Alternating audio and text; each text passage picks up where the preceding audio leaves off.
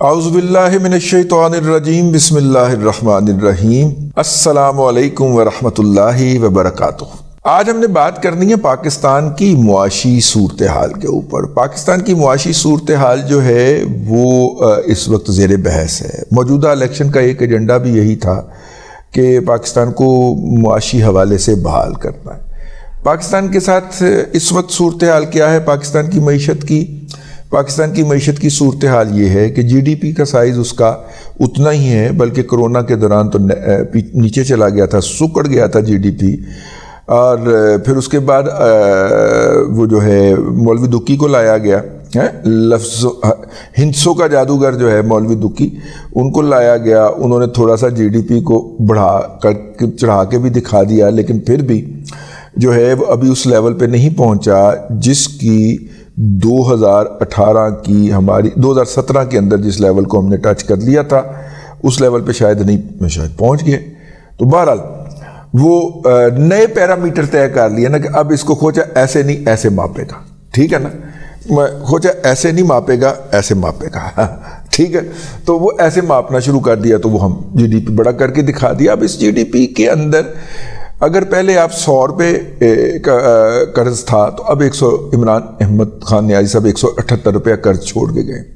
پہلے آپ 100 روپے کا لون دیتے، سود ادا کرتے تھے اور اس میں سے کچھ قسطیں جو میچور ہو جاتی تھیں وہ واپس کرتے تھے، اب آپ 178 روپے پہ کرتا ہے۔ یعنی کہ موٹر سائیکل وہی ہے، وزن ڈبل ہو گیا، بچے پیدا ہو گئے نا تو اب سواریاں زیادہ ہو گئی نا۔ میرا مطلب ہے کہ انکم اتنی ہی ہے، کھانے والے بڑھ گئے ہیں، تو اس سے آپ اور قرض زیادہ چڑھ کے قرضے کی واپسی بھی بڑھ گئی ہے، تو پھر کچن کے لیے کچھ نہیں بچتا، گھر کھانے پینے کے لیے کچھ نہیں بچتا، اور جو بھی ہم کماتے ہیں وہ قرض میں دے دیتے ہیں۔ پچھلے عمران احمد خان نیازی صاحب کے آخری دور کے اندر ہم نے 4000 ارب روپے کا صرف سود اور اصل زر کی مد میں واپس کیا تھا۔ چاچو اس کو گھسیٹ کے تھوڑا سا نیچے لائے تھے اور تقریباً اس کو بڑھ کے 4400 ارب روپیہ ہو جانا چاہیے تھا، لیکن چاچو شاید 3900 پہ یا 4000 پہ مینٹین کیا انہوں نے۔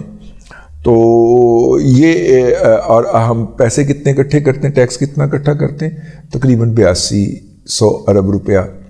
تو 8200 ارب روپے میں سے آدھا سیدھا تو نکل گیا نا پائے نا اس کام دے وچ۔ تو پھر آپ اندازہ کر لیں، ٹھیک ہے، کہ باقی ہم نے دفاع بھی کرنا ہے، پھر بچوں کو کھلونے کو جہاز کو ٹینشن بھی خرید کے دینے ہیں، پھر ہم نے اتنی بڑی حکومت بنا لی ہوئی ہے وہ بھی چلانی ہے، ہم نے اتنے سارے لوگ رکھے ہوئے ہیں کوئی کام نہ کرنے کے لیے، ٹھیک ہے، ویلے رہنے کے لیے، فارغ رہنے کے لیے ہم نے اتنی ساری سرکاری ملازمین کی فوج ظفر موج بھرتی کی ہوئی ہے۔ میں پرائم منسٹر ہاؤس گیا پچھلے دنوں، کاکڑ صاحب کا انٹرویو کرے، میں نے سمجھ نہ آن کہ اے سارے بندے کرن کی ڈے نے، ٹھیک ہے۔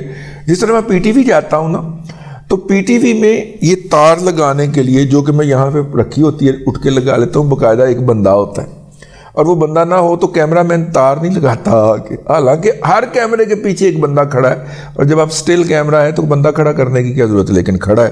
یہ سارے اتنے زیادہ ہم نے جو لوگ بھرتی کر لیے ہوئے ہیں، گورننس کا اتنا بڑا سائز کر لیا ہوا، اس کو بھی فائنانس کرنا ہوتا ہے، تو پھر ہمیں اپنے سارے ضروری کاموں کے لیے کوئی سڑکیں بنانی ہوتی ہیں، لوگوں کی کوئی گلیاں شلیاں بنانی ہوتی ہیں، اس کے لیے پھر ہم قرض لیتے ہیں، اور یوں قرض بڑھتا چلا جاتا ہے۔ اب جو ہے اس وقت ہم دنیا کے ہائیسٹ قرض بھی ہم نے لیا ہوا ہے، ڈالر کی مد میں ہم نے 9% 7% پہ لون اٹھایا ہوا ہے، جبکہ ڈالر ٹرم کے اندر 2-2.5-3% سے زیادہ کا لون نہیں ہوتا، اور یہ ہم نے اٹھایا ہوا ہے اوورسیز پاکستانیز کے نام کے اوپر۔ تو یہ ساری لائبلٹیز جو ہیں یہ لے کے چلنی ہے۔ اوپر سے کیا ہے کہ کچھ لوگ جو ہیں جو انڈرٹیکرز ہوتے ہیں، اکانومی کے انڈرٹیکرز جو ہیں، انہوں نے کہیں سے سن لیا ہے کہ پاکستان کو اس سال 28 ارب ڈالر جو ہے وہ واپس کرنے ہیں قرض اور سود کی مد کے اندر، تو لہذا یہ تو پاکستان کر نہیں سکتا اور پاکستان ڈیفالٹ کر جائے گا۔ مجھے یاد ہے یہ لوگ، یہ پاکستان کی ہر وقت جو قبر کھودتے رہتے ہیں، یہ وہ انڈرٹیکرز ہیں۔ یہ انڈرٹیکرز جو ہیں یہ ہمیں بتایا کرتے تھے کہ 2018 میں پاکستان 19 ارب ڈالر اس نے ادا کرنے ہیں مختلف ممالک کو، اور وہ تو پاکستان کر نہیں سکے گا، تو ان کا سی پیک بھی ڈوب جائے گا اور یہ بھی ڈوب جائے گا۔ یہ 2014-15 سے عسکری قیادت کی زیر نگرانی اور زیر سرپرستی یہ پروپیگنڈا شروع ہو گیا تھا، جس کا پائی آئی ایس آئی کے اندر PNB لگا ہوتا تھا وہ بھی ترلے کے ساتھ آفس میں بیٹھ کے ٹیبل پہ ٹانگیں رکھ کے یہ تبصرہ فرما رہا ہوتا تھا، اور ہم سوچ رہے ہوتے تھے کہ یار تو پاکستان دے نال ہے یا پاکستان دے مخالفین دے نال ہے. لیکن اس وقت بڑی رد و قدا کے ساتھ اس سیگمنٹ آف سوسائٹی سے ان عناصر سے یہ پروپیگنڈا کروایا گیا. اچھا وہ 19 ارب ڈالر پھر وہ اپنا لے آئے، تو پتہ چلا کہ اس 19 ارب ڈالر میں سے کوئی 10 ارب ڈالر تو ری شیڈول ہو گیا یا 9 ارب ڈالر، باقی کا کچھ ہم نے ادا کیا، کچھ ڈیفر کروایا، کچھ کرونا آ گیا، اور کرونا جو تھا وہ ہمارے لیے نعمت ثابت ہوا، اور یوں ہمارے بہت سارے لون جو تھے وہ ری شیڈول ہو کے تو 10 سال بعد کی لائبلٹیز میں پڑ گئے. تو وہ تو آئیں گے نا جب 2018-19 کے اندر جب میچور ہوں گی تو تب اس کے اوپر بات ہوگی. یہ وہ والی لائبلٹیز ہیں جو 2024 کے اندر میچور ہو رہی ہیں، اور ہم نے یہ اگلے سال کے اندر ادا کرنا ہے، یعنی بلکہ اگلا نہیں، یہی 2024 کے اندر $28 بلین کی لائبلٹیز ادا کرنی. ظاہر ہے ان کی سیگمنٹیشن ہوگی، اس میں سے کچھ آپ نے فوراً ادا کرنے ہوں گے، اگر آپ عقل مندی کریں گے تو وہ سستے لے لیں گے، اگر آپ بونگے ہوئے تو آپ مہنگے قرضے لے کے یہ والے قرض ادا کریں گے، یوں سود کی ادائیگی مزید بڑھ جائے گی، اور اس گھن چکر کے اندر ہم گھومتے جائیں گے. یہاں پہ بہت بڑے بڑے لال بھجکڑ صاحبان ہیں جو کہتے ہیں کہ سود کی وجہ سے یہ معیشت تباہ ہو رہی ہے اور ہمیں سود ختم کر دینا چاہیے.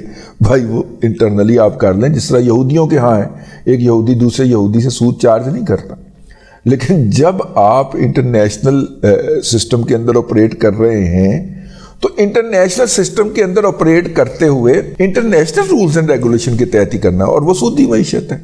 تو ان لال بجکڑوں کی خدمت میں ساتھ سلام. آگے چلتے ہیں. اچھا یہ ادا کرنا ہے آپ نے، پھر آپ کو جانا ہے فوری طور پہ. اچھا عمران احمد خان نیازی صاحب جو ہیں انہوں نے IMF کے ساتھ پہلے تو جانے میں 8 ماہ کی تاخیر کی. وہ 8 ماہ آج تک ہم نکال نہیں سکے. اس کی لیٹ جو ہو گئی یا اس کا جو بیڑا گرک ہوا ان 8 ماہ کی تاخیر کی وجہ سے، وہ ہم اس بیڑے گرک سے باہر نہیں نکل سکے، اس گن چکر سے.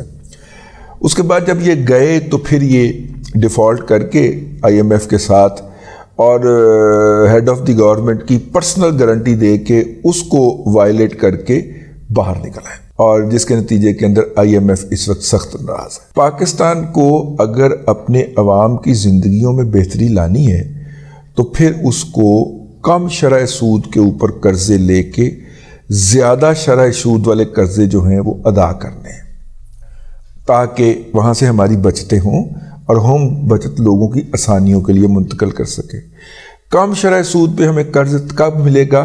جب IMF ہمارے اوپر مور لا دے گا، گارنٹی کر دے گا کہ یہ اچھے بچے ہو گئے، ان کا نظام بہتر ہے.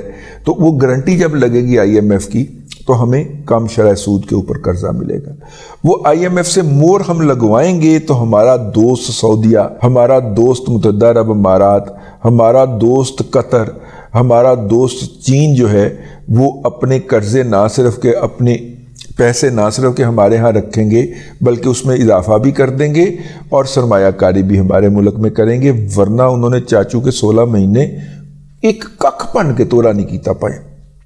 ٹھیک ہے، اب یہ ساری صورتحال ہے کہ ہمیں IMF کے پاس جانا ہے، اور IMF کے ساتھ جو ایگریمنٹ ہم نے اوریجنلی کیا تھا اس کی خلاف ورزی کر گئے ہوئے ہیں عمران احمد خان نیازی.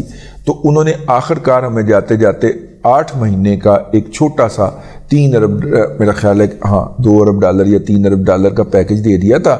انہوں نے کہا الیکشن کرواؤ تو پھر آ جانا. اب جب ہم ان کے ساتھ 3 سال کے پیکج کے لیے تاکہ وہ مور لگ جائے اور ہمیں قرض سستے داموں ملنا شروع ہو جائے، تو لوگوں نے جو ہمارا اکا پانی بند کیا ہوا ہے وہ کھل جائے.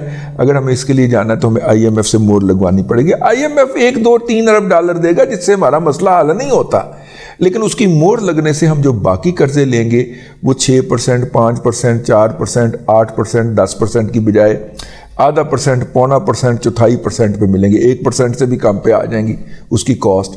تو یہ بہت بڑی رقم ہوتی ہے جو کہ ہمیں اس کی بچت ہوگی 20 سال اگلے 30 سال کے لیے. تو یہ ہمیں یہ کام فوری طور پہ IMF کے پاس جانا ہے.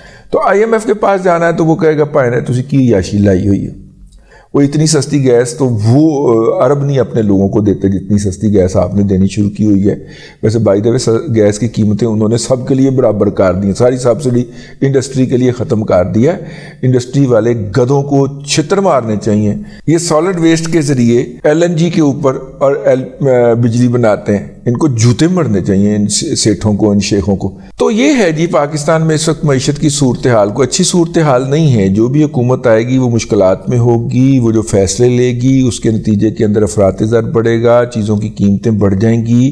اور کم از کم جب تک ہم IMF کے پروگرام میں رہیں گے, جو کہ 3 سالہ پروگرام ہوگا, اس وقت تک تو عوام کے لیے کوئی ریلیف نہیں ہوگا. اسی لیے زرداری صاحب نے گردن سے پکڑ کے چاچو کو آگے کر دیا کہ ساڈا وزیر اعظم چاچو ہوگا, کیونکہ اگلے 3 سال حکومت کی گدڑ کو ٹونی ہے.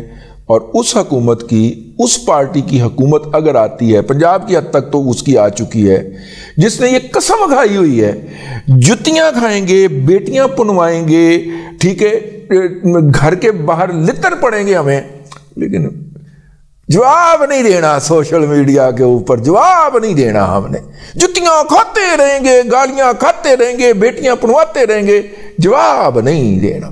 ٹھیک ہے, تو اس کے بعد پھر کسی بھی سارے گونگے ہیں تو ون سائیڈڈ آپریشن ہوگا. PTI پہلے ہی بڑی خوفناک ہے میڈیا کے اوپر اور سوشل میڈیا کے اوپر. وہ ان کی جب چاہے گی تباہی پھیر دیا کرے گی, جس دن چاہے گی ان کی چھترول کرا دیا کرے گی, جس دن چاہے گی ان کو ڈیفالٹ کرا دیا کرے گی. ایک بڑی عجیب و غریب سی حکومت ہوگی. اب تک کے لیے اتنا ہی. اگلے ولاگ کے اندر پھر حاضری ہوگی. اللہ تبارک و تعالیٰ آپ کو آسانیاں عطا کرے اور آسانیاں خلق خدا میں تقسیم کرنے کی توفیق عطا کرے.